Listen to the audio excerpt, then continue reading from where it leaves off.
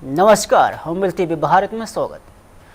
लखनऊ के हनुमान सेतु के पास स्थित झूलेलाल वाटिका में उत्तर प्रदेश के गोंड समाज की ओर से विश्व आदिवासी दिवस समारोह का आयोजन किया गया और कार्यक्रम की शुरुआत गोंडी धर्माचार्यों ने बड़ा देव के पूजन वंदन के साथ की और समारोह में खुशी नगर के रामकोला से विधायक विनय प्रकाश ने गोंड समाज को लेकर कई महत्वपूर्ण मुद्दे उठाए। उन्होंने कहा कि गोंड समाज को लेकर जाति प्रमाण पत्र जारी किए जाने का अलग अलग जिलों से स्थिति एक समान नहीं है। उन्होंने बताया कि गोंड जाति 27 जुलाई 1977 से उत्तर प्रदेश में अनुसूचित जाति की सूची में और वर्ष 2003 में प्रदेश के 17 जिलों में से अनुसूचित जनजाति की सूची में शामिल है। और विधायक विनय प्रकाश ने आरोप लगाया कि कई स्थानों पर समाज लोगों को जाति प्रमाण पत्र मिलने से दिक्कतों का सामना करना पड़ रहा है। कार्यक्रम में सत्यापन समितियों की कार्यप्रणाली और गौंड समाज से जुड़े कथित दुष्प्रचार से होने वाले नुकसान का भी चर्चा हुई। और कार्यक्रम में असम से आए पूर्व सांसद नव कुमार सरनिया और बहराइच के सांसद डॉक्टर आनंद कुमार गोंड और संजय कुमार गोंड विशिष्ट अतिथि के रूप में मौजूद रहे। और वही मुख्य अतिथि उप मुख्यमंत्री केशव प्रसाद मौर्य और बीजेपी प्रदेश अध्यक्ष पंकज चौधरी व्यस्तता के कारण कार्यक्रम में शामिल नहीं हो सके। और समारोह में उत्तर प्रदेश के अलग अलग जिलों में बड़ी संख्या में गोंड समाज के लोग शामिल हुए और कार्यक्रम के दौरान समाज की समस्याओं और अधिकारों और जाति प्रमाण पत्र से जुड़े मुद्दों पर चर्चा की गई। देखिए, यह अखिल भारतीय गौड़ आदिवासी संघ के प्रदेश अध्यक्ष होने के नाते और हमारे राष्ट्रीय अध्यक्ष फग्गन सिंह कुलस्ते हैं, हमारे सांसद अक्षयलाल गोंड जी हैं, हमारे सांसद आनंद जी हैं। यह सब लोग हम अपने समाज को एकत्रित करने के लिए यह कार्यक्रम किए हैं और अपनी ताकत को एहसास कराने के लिए यह कार्यक्रम किए हैं। यह शासन प्रशासन भी जान जाए कि हम लोग हैं, इसलिए यह कार्यक्रम हुआ है। और ये तो अभी छोटा कार्यक्रम है, इससे बृहद भी कार्यक्रम करने जा रहे हैं। फिर से करेंगे हम लोग, कोई या हम लोग खुद ही मुख्य अतिथि, हम किसी के बदौलत नहीं हम हैं।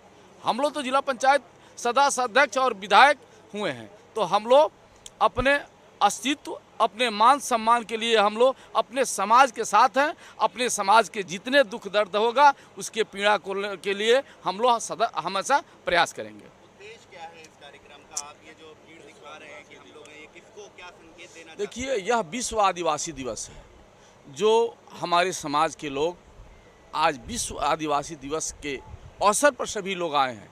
आज सभी का यह संदेश था कि हम एकत्रित होकर अपने ताकत को एहसास कराने के लिए आए थे। अभी विधानसभा चुनाव आने वाला है, तैयारियां चल रही हैं, आप लोग किस तरीके का योगदान देख रहे हैं और आपका चुनाव को लेकर के क्या आने वाला? देखिए, यह समय परिस्थिति बताएगी, यह समय परिस्थिति बताएगी। हम लोग भाई भारतीय जनता पार्टी के सिपाही हैं और इसी सरकार में अपना समाधान कराएंगे। भाई इसके तो अब संगठन नेतृत्व जानेगा। राहुल गांधी भी आज इलाहाबाद के दौरे पर आए हुए थे, लेकिन उनका कार्यक्रम एक तरीके से फेल हो गया। क्या कहेंगे उसको देख करके? छात्रों से संवाद करने के लिए वो पहुंचे थे। देखिए, राहुल गांधी की बात हम नहीं करेंगे। राहुल गांधी तो कभी उनका कार्यक्रम हमेशा फेल रहता है, लेकिन हम लोग का कार्यक्रम देखे हैं आप, 10-20 हज़ार की संख्या, 20 हज़ार की संख्या में हम लोग आए हैं। हम कभी किसी के बदौलत नहीं हैं, हमारे संगठन और हमारे समाज के लोग एकजुट हैं और हमारी समाज की भला के लिए हम लोग काम करते हैं। जितेंद्र जी, आज यहाँ पे बड़ी तादाद में गौड़ समाज के लोग इकट्ठा हुए हैं, आदिवासी समाज के लोग। आज आदिवासी दिवस भी है, क्या कहेंगे इस दिवस के उपलक्ष्य में? जी, मैं जितेंद्र कुमार गोंड लखनऊ अखिल भारतीय गोंड आदिवासी संघ का जिला अध्यक्ष हूँ। मैं आप लोगों के माध्यम से शासन प्रशासन को एक संदेश पहुंचाना चाहता हूं कि हम लोग आज विश्व आदिवासी दिवस का कार्यक्रम का आयोजन किया गया था। पूरे उत्तर प्रदेश से गोंड समुदाय पूरा इकट्ठा हुआ था। इसमें हमारे माननीय उप मुख्यमंत्री मुख्य अतिथि के रूप में आने थे और उनका प्रोटोकॉल भी मिल गया था और हमारे पास प्रोटोकॉल भी है। और जब आने का समय हुआ तो 10 मिनट पहले कैंसिल हो गया, जिसके वजह से हमारा समाज, गोंड समाज गुस्सा होकर पूरे कार्यक्रम से उठकर चले गए। लगभग 10,000 से ऊपर संख्या में भीड़ इकट्ठा हुआ था और कम से कम 80-85 के लगभग बस भर के सभी जिलों से लोग आए थे। तो मैं शासन प्रशासन से कहना चाहता हूं कि हम लोगों के साथ ये बहुत बड़ा अन्याय हुआ है। अगर माननीय उप मुख्यमंत्री जी को नहीं आना था तो किसी को भी भेज देना था, जिससे हमारा समाज गुस्सा नहीं होता है। इससे पहले भी आप लोगों का कार्यक्रम था, उसमें भी केशव प्रसाद मौर्य भी चीफ गेस्ट के तौर पे थे, उस दौरान भी नहीं आए थे। तो 2 कार्यक्रम ऐसे हो गए, क्या आने वाले समय में इसका असर दिखाई देगा? जी बिल्कुल, आप सही बोल रहे हैं। हम लोग 24 जून को रानी दुर्गावती का बलिदान दिवस मनाया गया था, उसमें भी माननीय उप मुख्यमंत्री जी को आना था, उस समय भी नहीं आए।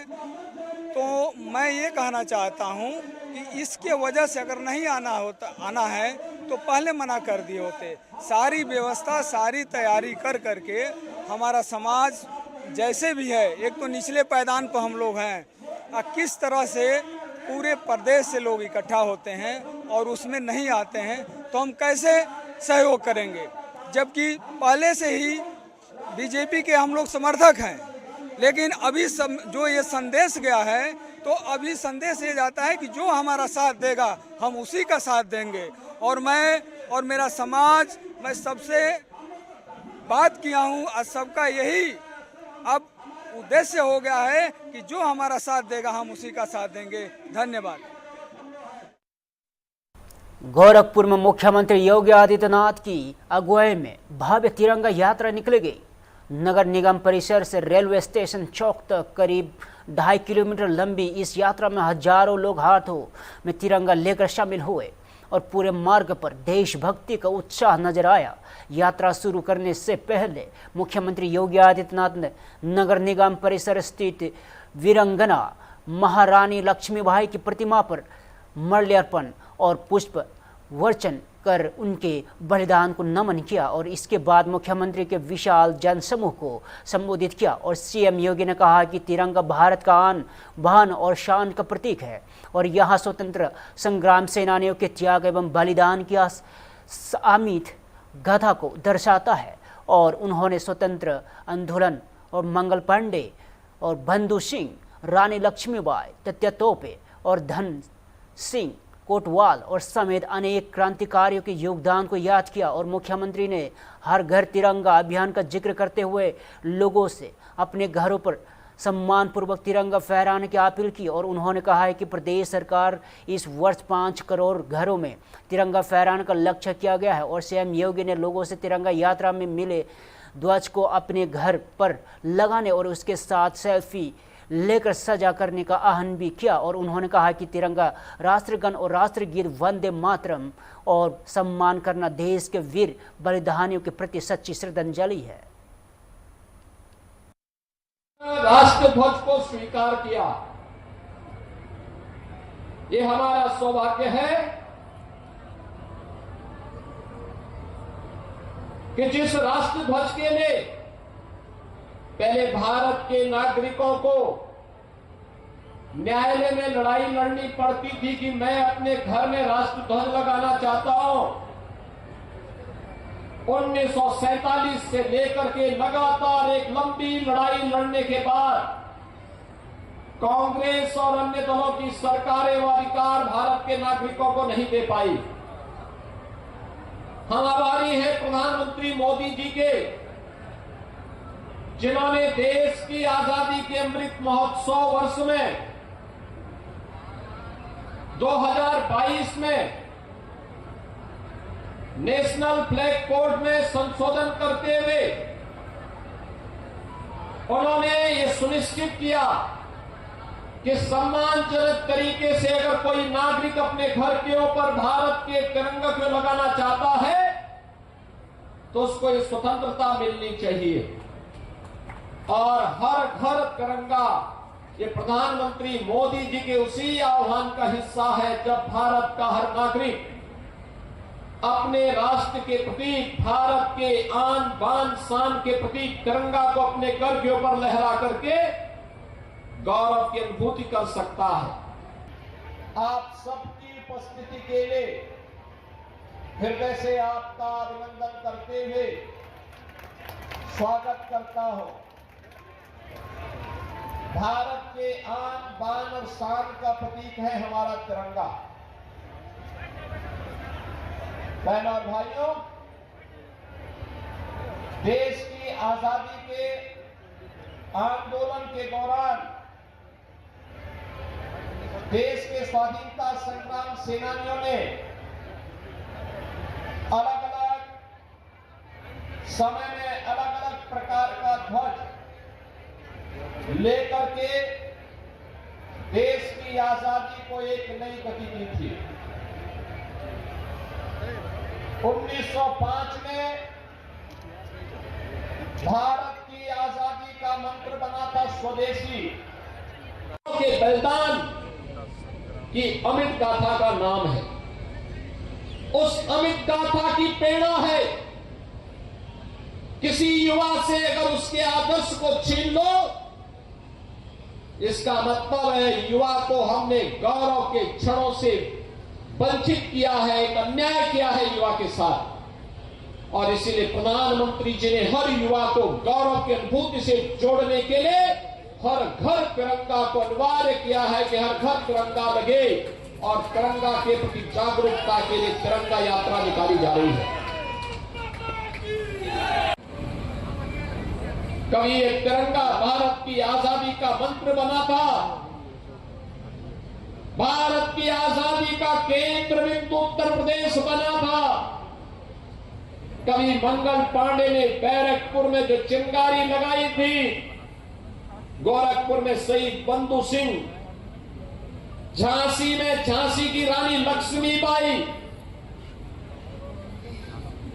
2023, 2024, 2025 के बाद अब 2026 में भी ये तिरंगा यात्रा के साथ हर घर तिरंगा का अभियान आज चरम की ओर आगे बढ़ रहा है। याद रखना, राष्ट्र के महापुरुष और राष्ट्र के क्रांतिकारी 30 के दशक में तिरंगा के बीच में चरखा, यह भारत का एक स्वाधीनता संग्राम सेनानियों का ये ध्वज बना था। स्वतंत्र भारत में तिरंगा के साथ धर्म चक्र परिवर्तन आए। देखिए, भारत को आजादी दिलाने वाले सन 1857 के मंगल पांडे से लेकर शहीद बंधु सिंह जी और राजा हरप्रसाद मल्ल जी से लेकर महारानी लक्ष्मीबाई तात्या टोपे से लेकर उसके पहले महाराणा प्रताप से वीर शिवाजी छत्रपति शिवाजी से लेकर महात्मा गांधी से लेकर भगत सिंह, पंडित राम प्रसाद बिस्मिल, अश्फाकुल्लाह खां, ठाकुर रोशन सिंह से लेकर जितने भी हमारे शहीदों ने, अनगिनत शहीदों ने, अनगिनत स्वतंत्रता संग्राम सेनानियों ने लगभग 90 साल के संघर्ष के बाद जो आजादी दिलाई 1947 में, आज इस भव्य तिरंगा यात्रा के माध्यम से गोरखपुर में माननीय मुख्यमंत्री पूज्य योगी जी के नेतृत्व में हम लोगों ने अपने सभी उन ज्ञात अज्ञात वीर शहीदों को भी नमन किया है, याद किया है, स्मरण किया है, उनके प्रति कृतज्ञता व्यक्त की है। और जिस राष्ट्रीय ध्वज तिरंगे को लेकर के हमारे वीर शहीदों ने, हमारे स्वतंत्रता संग्रामियों ने देश को आजादी दिलाई, उस अपने राष्ट्रीय स्वाभिमान के प्रतीक तिरंगे को लहरा करके लगभग 25-30 हजार के नेतृत्व में आज गोरखपुर जनपद की जो भीड़ उमड़ी है, ये राष्ट्रभक्ति का ज्वार है।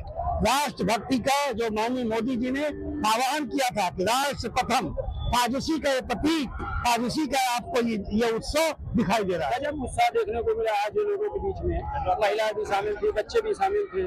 यही आजादी के बाद ये उत्सव होना चाहिए था, मगर आजादी के बाद कुछ दिनों के कालखंड के बाद बड़ी प्लानिंग के तहत हमारे शहीदों को, हमारे स्वतंत्रता संग्राम सेनानियों के नामों को, तिरंगे को घर घर पहुंचाने के फहराने की अभियान को पीछे किया गया। जब माननीय मोदी जी भारत के प्रधानमंत्री बनते हैं और योगी जी जब उत्तर प्रदेश के मुख्यमंत्री बनते हैं तो एक अभियान चलता है उच्च न्यायालय में इसकी लड़ाई लड़ी जाती है और फिर माननीय मोदी जी कैबिनेट के जरिए एक आह्वान करते हैं कि एक आदेश हुआ है कि सम्मान के साथ हर भारत का हर नागरिक अपने घर पर तिरंगा लहरा सकता है। यह भी आदेश, हर घर तिरंगे का आदेश अगर मिला तो माननीय मोदी जी के नेतृत्व मिला, भारत के राष्ट्रीय मान सम्मान, उसके प्रतीकों को सम्मान करना, शहीदों का सम्मान करना, ये हर भारतीय का राष्ट्रीय धर्म है। आज उसी का जन जागरण अभियान भी है। सर 5 करोड़ तिरंगा फहराने का लक्ष्य रखा गया, लोगों से क्या अपील करना चाहिए? हर घर पे हम लोग, जैसे मैं अपनी विधानसभा कॉन्स्टिट्यूंसी से आता हूँ चिल्लूपाल से, ऐसे ही 4 से 3 विधानसभाओं में माननीय मुख्यमंत्री जी ने आह्वान किया है कि प्रत्येक विधायक, प्रत्येक भारतीय जनता पार्टी का कार्यकर्ता, विचार संगठन का परिवार या किसी भी राजनीतिक दल का कोई व्यक्ति हो, अपने घर पे तिरंगा फहराए और भारत के मान सम्मान को। उत्तर प्रदेश की सियासत से इस वक्त की बड़ी खबर सामने आई है।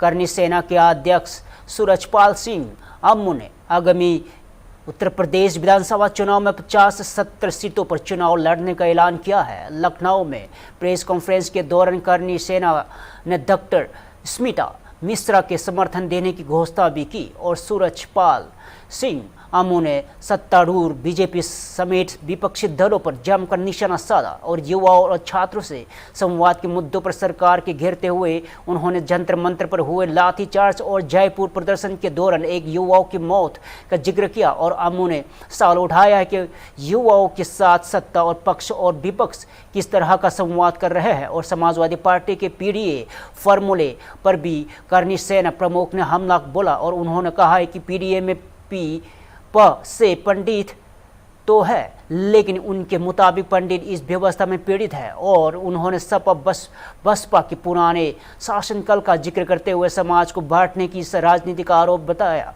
और वही यूपी सरकार को लेकर लगाए जाने वाले ठोकरों की सरकार के आरोप भी सूरजपाल अम्मू ने टिप्पणी की और उन्होंने राम मंदिर चौराहा चोरी मामले पर भी जिक्र करते हुए सरकार की मानसा पर सवाल उठाया और मामले के बड़े जिम्मेदार लोगों पर कार्रवाई करने की मांग की।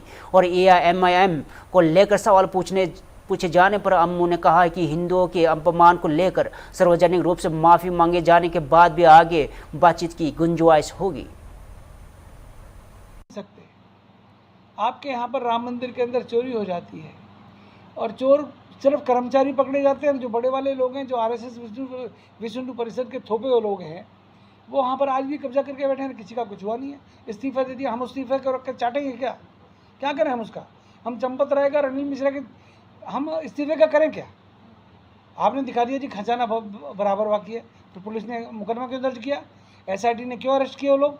परंतु जो प्रबंधक थे, जिनके टुन्नू यादव लाडले थे चंपत राय, वो पाक साफ है। भाई वाह, कैसा लोकतंत्र है, कैसी सरकार है योगी जी आपकी? आपके ऊपर दबाव है, मैं समझ सकता हूँ संघ का दबाव होगा, मैं मानता हूँ दिल्ली से दबाव होगा।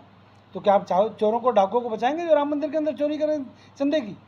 हमारा इन चीज़ों से, चाहे यूजीसी का विषय हो, चाहे नीट पेपर लीक का विषय हो, चाहे वो युवाओं के ऊपर लाठीचार्ज का विषय हो, हम लोग अब जनता के बीच में जाकर इन लोगों को सत्ता से दूर करने का प्रयास करेंगे और हम इसके लिए अब निकल चुके हैं, पीछे मुड़ने वाले नहीं। सर आपने कहा कि 35 साल तो वो बीजेपी में रहे हैं, मगर कुछ चीज़ें ऐसी पता भी चली होंगी कि जो कहीं और जो पड़ रहा है मशीन से जो है कहीं ना कहीं जीता जा रहा है, और कहीं ना कहीं जो माहौल है। बांकीपुर और दतिया, आपकी बात का जवाब देना।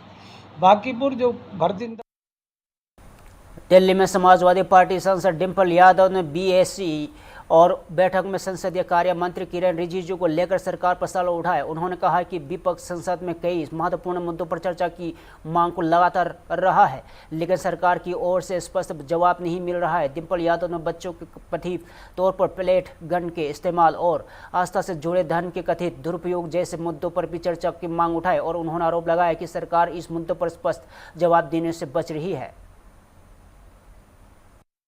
इस तरह की भ्रम नहीं फैलाना चाहिए भारतीय जनता पार्टी को, क्योंकि भारतीय जनता पार्टी हमेशा भ्रम फैलाने का काम करती है और एक अलग तरह की तस्वीर दिखाने का कार्य करती है। पूरे विपक्ष की ये मांग है कि होम मिनिस्टर आए और अपना बयान दें। जिस तरह पैलेट गन चलाई गई बच्चों पे, मैंने पहले भी बोला है, जिस तरह से अन्याय हुआ, हिंसा हुई बच्चों के साथ, इसी के साथ जैसे चंदा चोरी का इतना बड़ा जो मुद्दा है, जो लोगों की आस्था से जुड़ा हुआ मुद्दा है, इस पे भी चर्चा होनी चाहिए। तो हमारी यही 2 डिमांड्स हैं और लगातार हम इसी पे ही बात कर रहे हैं। लेकिन मैम फिलहाल एक विषय पे डिस्कशन की बात हो रही है जो पैलेट वाला है, जो सरकार की तरफ से बात पैलेट्स की नहीं है, बात है कि विषय पे जो टाइम इतना कम है तो दोनों विषय पे डिस्कशन हो पाएगा। मुझे तो लग रहा है कि सरकार किसी प्रकार का उत्तर देने से ही भाग रही है। लेकिन वो कह रही है कांग्रेस और समाजवादी समझे 2 डिस्कशन ये चाह रहे हैं, पहले ये आपस में मतलब इनकी कार्य। देखिए आज 20 तारीख से आज कितने दिन हो गए? आज क्या तारीख है? आज 10। सो 20 से 10 जब 20 दिन निकाल दिए। भोपाल में मुख्यमंत्री मोहन यादव ने प्रेस कॉन्फ्रेंस कर पुलिस विभाग में पदोन्नति और नई भर्तियों को लेकर सरकार की उपलब्धियों गिनाई और मुख्यमंत्री ने बताया कि वर्ष 2023 से अब तक 27,000 से अधिक पुलिस अधिकारी और कर्मचारियों को पदोन्नति दी गई है और जबकि 25,000 से अधिक पदों पर भर्ती प्रक्रिया शुरू की गई है। और मुख्यमंत्री ने कहा है कि पुलिस विभाग में लंबे समय से चली आ रही पदोन्नति संबंधी चुनौतियों को दूर करने के लिए सरकार लगातार कदम उठा रही है। पुलिस विभाग के 27,000 से ज़्यादा अधिकारी कर्मचारियों का, जवानों का जो प्रमोशन हुआ उसका और साथ साथ नई नियुक्तियां बीते 2023 के बाद से पुलिस बैंड, FSL और अन्य सब मिला के 25,000 से ज़्यादा पदों पे हमारी सरकार के द्वारा जो भर्तियां की जा रही है या की गई है, इसको जोड़ करके आज पुलिस के द्वारा ये जो कार्यक्रम रखा गया है, इसमें कई जवानों का जिनका प्रमोशन हुआ उनके फीते लगाना, उनको प्रमोशन के लिए जो मौका मिला, इसको प्रमोट करते हुए इस पूरे कार्यक्रम में शामिल होकर मैं अत्यंत हर्षित हूँ। ये बात सही है कि पुलिस हमारी हर स्थिति में, हर जगह अपनी दक्षता से ड्यूटी करती है। ऐसे में पुलिस विभाग के अंदर की कठिनाइयों को हल करते हुए इनके प्रमोशन का हल निकालना, न केवल पुलिस के बल्कि हमने तो सभी विभागों के प्रमोशन के रास्ते खोले, बड़े पैमाने पर नई भर्तियां खोली। इसके कारण से युवाओं को रोजगार मिल रहा है। विभाग में देहरादून में मुख्यमंत्री पुष्कर सिंह धामी ने मुख्यमंत्री युवा विद्यार्थी संवाद कार्यक्रम में हिस्सा लिया और कार्यक्रम के दौरान मुख्यमंत्री ने विद्यार्थियों से संवाद किया और उनके विचारों और सुझाव का तथा भविष्य में जुड़ी अपेक्षाओं से को जाना। और मुख्यमंत्री धामी ने कहा कि प्रदेश के विकास में युवाओं की भूमिका बेहद महत्वपूर्ण है और उन्होंने विद्यार्थियों से शिक्षा के साथ नवाचार, तकनीक और सामाजिक जिम्मेदारियों से जोड़कर उत्तराखंड के विकास में योगदान देने को आह्वान किया।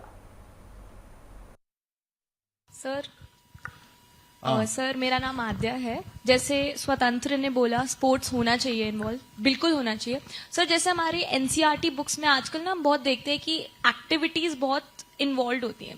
यूजुअली मैंने देखा है कि वो टीचर्स स्किप कर देते हैं एंड वो एक्टिविटीज में जैसे फॉर एग्जांपल बास्केटबॉल से आप फिजिक्स सीख सकते हैं, ठीक है, फुटबॉल से आप बहुत सारे ऐसी फिजिक्स हो गया, केमिस्ट्री हो गया, स्पोर्ट्स को आप एजुकेशन के साथ मिक्स कर सकते हैं। और ऐसी चीजें NCERT में जब दे रखी हैं तो हम उसको अलग से टाइम क्यों नहीं देते हैं और हम ग्राउंड में लेके जाएं बच्चों को, उनको उस तरीके से सिखाएं, because I think practical knowledge is better than just text books. नहीं, बहुत अच्छा।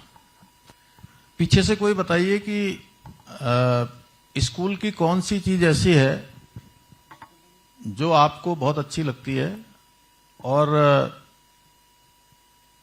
जो आपको लगता है कि इसमें चेंज होना चाहिए, कुछ ऐसा कोई। रांची में विधानसभा मार्च के दौरान हुए लाठीचार्ज के बाद छात्र नेता कुणाल सर ने आंदोलन को जारी रखने का ऐलान किया है। उन्होंने कहा है कि प्रदर्शनकारियों पर कार्रवाई के बावजूद छात्रों की मांगों पूरी नहीं हुई है और सरकार को पूरे मामले की ठोस निर्णय लेना चाहिए। और कुणाल सर ने कथित पेपर लीक मामले को जिक्र करते हुए सरकार पर गंभीर आरोप लगाया है। क्या कर जाएंगे भैया? पूरा भारतवर्ष देख रहा है कि पेपर लीक है JSS जेल का। आज पेपर में पढ़िए, अभय तिवारी ने करोड़ों रुपए दिए JSS जेल को, उसने खुद कन्फेस किया। उसके बाद विधानसभा से हमें गालियां दी जाती है कि हम भाजपा कार्यकर्ता है। गोवा का पूछिए, भाजपा कार्यकर्ता बताते हैं, कोई लड़ाई भाजपा कार्यकर्ता है। ये लोग जो है किसी को जो सच की आवाज उठाते हैं उसको उठाकर जेल में डाल देते हैं। जब मस्ताना सर को उठाकर जेल में डाल दिए, मेरे ऊपर वारंट निकाले, वारंट में 2 महीना भाग गई कैंसर बीमारी से लेके। कौन इसका भरपाई करेगा बताइए? ये चोर लोग बैठे हैं, ये लोग कल इतनी अच्छी वार्ता हुई, सब कुछ वार्ता हुई, हमने कहा कि सर जैसे सीजल का बात मान लीजिए, आपको चैलेंज करते हैं सर, अपना ईजी का पूरा टीम लेके आइए, हम लोग 2-3 लड़के बैठकर। फिलहाल के लिए इतना ही। तदर्क देखते रहे हुम्मी टीवी भारत।